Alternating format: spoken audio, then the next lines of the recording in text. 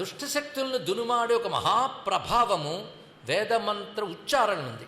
అది సంప్రదాయబద్ధంగా నేర్చుకుని చేసే ఉచ్చారణలో ఆ శక్తి కనబడుతుంది.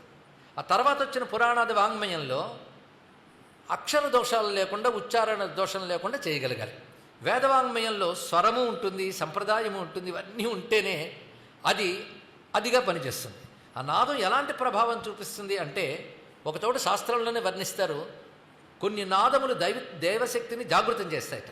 అలా నాదాల్లో ఘంటానాదం ఒకటి, శంఖనాదం ఒకటి, భేరీనాదం ఒకటి, వేదనాదము అని చెప్పారు ఇక్కడ. అది కూడా ఆ నాదముల్లో కలిపారు. ఈ నాదములతో రామచంద్రమూర్తికి స్వాగతం పలుకుతూ ఉత్సవం చేశారని రామచరిత మానస్సులో తులసీదాసు వర్ణించారు. ఇక్కడ ఈ నాదములన్నీ చెప్పాడు, పంచనాదములు చెప్పాడు. అందులో శంఖనాద, భేరీనాద, ఘంటనాద ఇత్యాదులు చెప్తూ వేదనాదం కూడా చెప్పాడు ఆయన ఇక్కడ.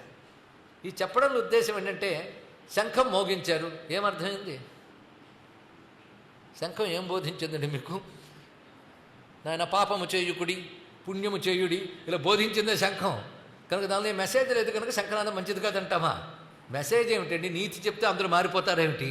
నీతి వాక్యాలకు అందరూ మారిపోతారా? నీ చేత మారేలా ప్రభావం చూపించగలిగే శబ్దం కావాలి ఇక్కడ. అది నీ బుద్ధిని మార్పు చేయాలి. ఆ శక్తి నాద అనుకుంటుంది.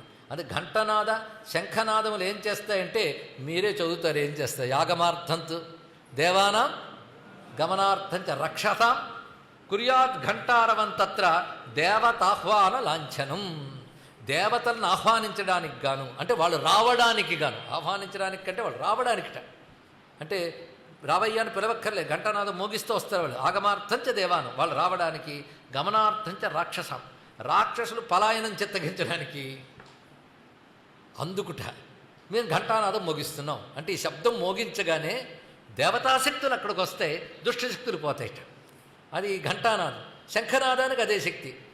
వాటికి అంత శక్తి ఉందో అలా దుష్టశక్తుల్ని తరిమి కొట్టి ఉత్కృష్ట శక్తుల్ని జాగృతపరిచి రక్షించే ప్రభావం ఉన్న నాదశక్తి వేదములో ఉన్నది. అది శబ్దతః అని చెప్పడంలో ఉన్న విశేషం. అందుకే వేదస్వస్తి చెప్పండి. వీటికి అర్థాలు తెలియకుండా ఎందుకండి అంటే, నీకు అర్థం అక్కర్లేదని ముందే చెప్పాను. నీకు అర్థమైతే ఉంటుంది, నీకు అర్థమే చేయగలిగేది ఏముంది ఇక్కడ? నీ మీద దాని ప్రభావం కావాలి, కానీ అది అర్థమైతే ఏం సరిపోతుందండి? ఇప్పుడు మాత్ర తెచ్చుకున్నాం, నోట్లో వేసుకుంటాం అంతే. దాని వెనకాల ఏం రాశాడు, దీనిలో ఏం కలిపి ఉంటాడు, దాని గురించి చదువుతూ కూర్చుంటుంటే ప్రయోజనం ఏముంది? అది వేసుకుంటే బాగుపడతావు కదా. అలాంటి ప్రభావం వేదమంత్రములకు ఉంటుంది. ఇది శబ్దతః చూపించే మహిమ. ఇక అర్థతః, అర్థముతో చూపించే మహిమ చూస్తే ఎన్ని రహస్యాలు వస్తాయో. ఒక్క వేదమంత్రంలో 3 రకాల అర్థాలు చెప్పచ్చని చెప్పారు ఒక వేదమంత్రానికి. సంప్రదాయబద్ధంగానే చెప్తున్నాం ఇక్కడ. ఇప్పుడు ఆది భౌతిక అర్థం, ఇంకోటి ఆధ్యాత్మిక అర్థం, ఆదిదైవిక అర్థం, 3 చెప్పచ్చు ఇక్కడ. అంటే భౌతికమైనటువంటి విషయంలో ఒక అర్థం చెప్పచ్చు, దేవతా సంబంధమైన అంశంలో మరొకటి చెప్పచ్చు, ఆత్మస్వరూపమైనటువంటి విషయంలో మరొక అర్థం చెప్పచ్చు. ఒక్క మంత్రానికే 3 రకాలు చెప్పచ్చు. అందుకే త్రయీ అని అనడానికి ఇది కూడా కారణమని పెద్దలు వ్యాఖ్యానిస్తారు.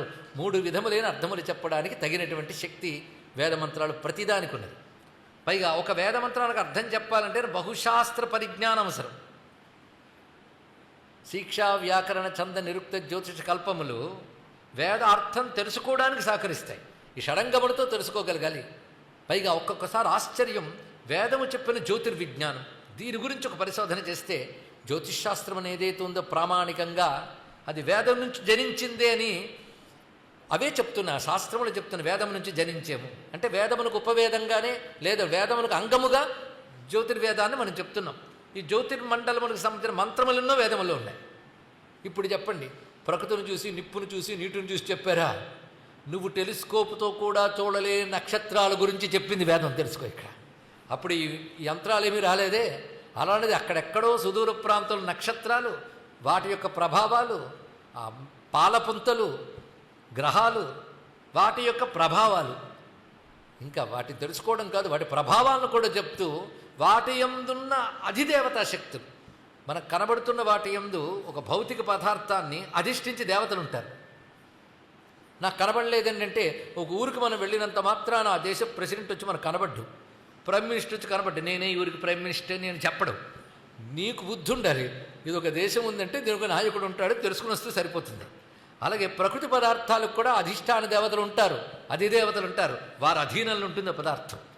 మన వాళ్ళు ప్రకృతి పదార్థాలను తెలుసుకోవడమే కాకుండా దాన్ని అధిష్ఠించిన దేవతలను కూడా తెలుసుకుని ముందు వాళ్ళని నీ వైపు తెచ్చుకుంటే ఈ ప్రకృతి పదార్థం కూడా నీ వైపు అనుకూలిస్తుందని చెప్పగలిగారు. అంటే దీని పైన 2 ఆకులు ఎక్కువే ఉంది వేదం. ఇక్కడ ఎలా చూశారు? ఎక్కడ ఇలా వేదం యొక్క దర్శనాన్ని అర్థం చేసుకునే ప్రయత్నం చేయాలి. కానీ వేద దర్శనం సామాన్య దృష్టికి అందదు. మానవుడు బాగా భౌతిక విద్యల్లో పరిపూర్ణుడై సైంటిస్ట్ అని పేరు తెచ్చుకున్న వాడెవడైతే ఉంటాడో వాడికి కూడా అతీతమే వేదం. ఇది తెలుసుకోవాల్సింది. ఎందుకంటే పరమేశ్వర స్వరూపమైన శబ్దము తపస్సమాధిలో ఋషులు దర్శించినది ఏదైతే ఉంటుందో అది సామాన్య ప్రజ్ఞకు అర్థం కాదు అని చెప్పుకున్నాం. అందుకు కొంతమేరకు మనకు అర్థమయ్యేటట్టు చేయడం కోసం మన జీవితాల్లోకి దాని అర్థము పరమార్థం అంటే దానిలో ఒక భావము, దానివల్ల పొందవలసిన ప్రయోజనము, ఈ రెండూ మనకు చెప్పడం కోసం పురాణాది వాంగ్మయములు ధర్మశాస్త్రాలు అన్నీ ఏర్పడ్డాయి. ఈ ధర్మశాస్త్రాలు వేదం సహాయంతో చూసినా లేదా ధర్మశాస్త్రాల సహాయంతో వేదము చూసినా ఒకదానికోటున్న ప్రగాఢమైన అనుబంధం మనకు స్పష్టమవుతుంది. ఇక్కడ ఒక దినచర్య ఎలా ఉండాలో వేదం చెప్పింది, ఆహారం ఎలా స్వీకరించాలో వేదం చెప్పింది. అంటే ఒక నియమం ఉంది అంటే నాగరికత ఉంది అని అర్థం. తెలుసుకో, నాగరికత ఉన్నప్పుడు నియమం ఉంటుంది. ఎక్కడ పెడితే ఎక్కడ ఏది పెడితే అలా తినేయడానికి నియమాలు లేవు. కానీ ఒక చోట కూర్చొని పద్ధతిగా తినాలి, చేతులు కడుక్కు తినాలి అంటే అది నాగరికత అంటాం మనం. అలాంటి నాగరికతలనే సదాచారం అనే పేరుతో యుగాల క్రితమే చెప్పిన వేదానికి నమస్కారం. ఇంకా అంత అందమైన నాగరికతకి ఇంకా అభివృద్ధి చెందిన దేశాలు దరిదాపులకు రాలేదని చెప్పడానికి వెనకాడట్లేదు. ఎడం చెయ్యి కుడి చెయ్యి కలిపి తినేటటువంటి జాతులకి అంటే అటువంటి నాగరికత లేని జాతులకి కుడి చేత్తోనే తినాలి, ఎడం చేయితో అన్నం ముట్టుకోకూడదు అని భారతదేశంలో పుట్టిన సామాన్యుడికి కూడా తెలుసు కదా ఎలా భోజనం చేయాలో అనేటువంటిది. ఇది వేదమంత్రంలో కనబడుతుంది. దక్షిణం వైపు దక్షిణ హస్తం, దక్షిణం వైపు యజ్ఞద్రవ్యాలు ఉంచాలి, ఎడం వైపు కాదు, ఎడం వైపు ఉంచితే అది ఆసురం అవుతుంది. ఇలాంటి మంత్ర విశేషాలని వేదాల ఆధారంగా పెద్దలు మనకు తెలియజేస్తున్నారు. కనుక మన కుడి చేత్తో తినడం కూడా వేదం నుంచి వచ్చిన సంస్కృతే. భారతదేశంలో ప్రతి నాగరిక అంశం, ప్రతి సంస్కార అంశం వేదము నుంచి వచ్చినదే. ఇది తెలుసుకోవాలి. పెద్దలు కనబడితే ఎలా ఉండాలి, గురువుల దగ్గర ఎలా ఉండాలి, సత్యం పలకాలి, అహింసను ఆచరించాలి. సురాం నపిబేత్ అన్నాడు ఇక్కడ. మద్యపానం కూడదు. అదేవిధంగా పరస్త్రీ వ్యామోహం కూడదు, పరద్రవ్య వ్యామోహం కూడదు. ఇవన్నీ వేదమే మనకి ఇవి నిషేధములు, ఇవి విధులు అని చెప్పింది. చేయవలసినవి, చేయకూడనివి అని. అయితే చేయకూడను చేస్తే ఏమవుతుందండి, చేసింది చేస్తే ఏమొస్తుందండి అంటే అవి చెప్పడం కోసం చెయ్యకూడను చేసిన వాళ్ళు ఎలా పతనమయ్యారో, చెయ్యవలసినవి చేసిన వాళ్ళు ఎలా అభివృద్ధి చెందారో చెప్పడం కోసం గతించిన కథలు, కొన్ని సంకేత కథలు, వీటి ద్వారా మనకి ఇతిహాస పురాణాలు పుట్టాయి. వేదంలో చెప్పిన విధి నిషేధాత్మకమైన కర్మల్ని మనకి ఆ రూపంగా చూపిస్తాయి. అందుకే రాముని వలె ఉండు, రావణుని వలె ఉండకు, ధర్మరాజాదుల వలె ప్రవర్తించు, దుర్యోధనాదుల వలె కాదు అంటూ వేదము చెప్పిన విధి నిషేధాత్మకమైన కర్మను బోధించడానికే ఇతిహాస పురాణాలు పుట్టాయి. ఇలాంటి కథలు పురాణాల్లో కూడా కొల్లలు మనకు కనబడుతుంటాయి. అందుకే నేను దేవాసుర సంగ్రామం మొదలుకొని అసురుల వలె ఉండకు, దేవతల వలె ఉండు, నీవు దేవతగా బ్రతుకు. చాలామంది మానవతావాదం అంటుంటారు. ఈ సంప్రదాయపు వాసన ఉన్నవాడు ఆ మాట వింటే ఎబ్బెట్టుగా అనిపిస్తుంది వాడికి. మానవతావాదం ఏంటండి?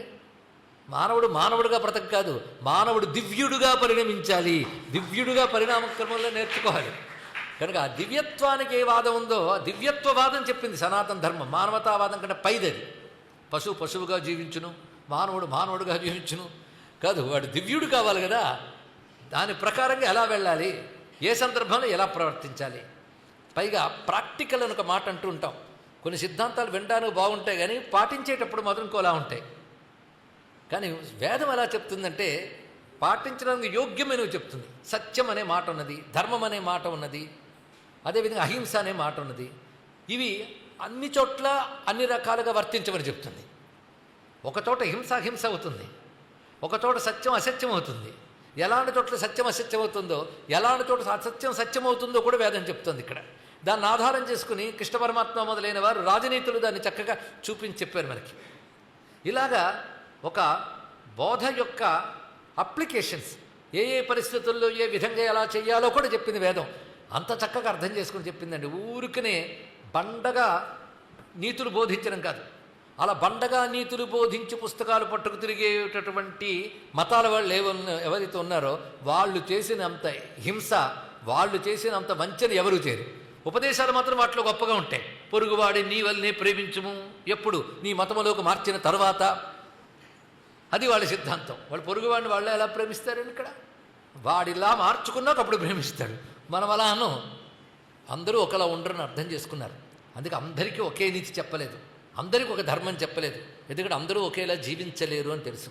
ఎందుకంటే వాళ్ళ పూర్వజీవ లక్షణాలు బట్టి, వాళ్ళ ప్రవృత్తులు బట్టి ఒక్కొక్కరు ఒక్కొక్క వృత్తిలో ఒక్కొక్క విధంగా జీవిస్తుంటారు. దానికి తగ్గ జీవనశైలి వాళ్ళకు ఉంటుంది.